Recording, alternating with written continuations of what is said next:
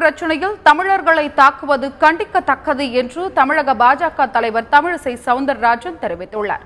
சென்னை விமான நிலையத்தில் செய்தியாளர்களிடம் பேசிய அவர், தமிழகத்தின் உரிமையை பெற்றுத் தருவதில் தமிழக பாஜக கொஞ்சம் கூட பின்னடைவாது என்றும், நதிநீர் பிரச்சினைக்கு தீர்வு காண கருத்துக்களை கேட்டு வருவதாகவும் தெரிவித்தார்.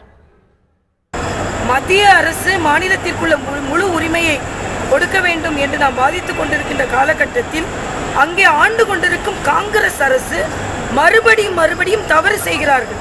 ஆனால் அதை திசை திருப்பும் விதமாக காவிரி பிரச்சனையை வைத்துக்கொண்டு தமிழர்களை தாக்க வேண்டும் என்பதற்காக அங்கே உள்ள மாநில மக்களின் ஆதரவை பெற வேண்டும் என்ற குறுகிய நோக்கத்தோடு காங்கிரஸ் செயல்படுகிறது. போராட்டங்கள் மட்டுமே தீர்வாகிவிட முடியாது.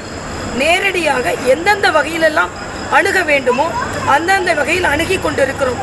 அது மட்டுமல்ல, நதிநீர் பிரச்சனைக்கு என்ன மாற்று ஏற்பாடு செய்யலாம் என்ற கருத்து நாங்கள் கேட்டு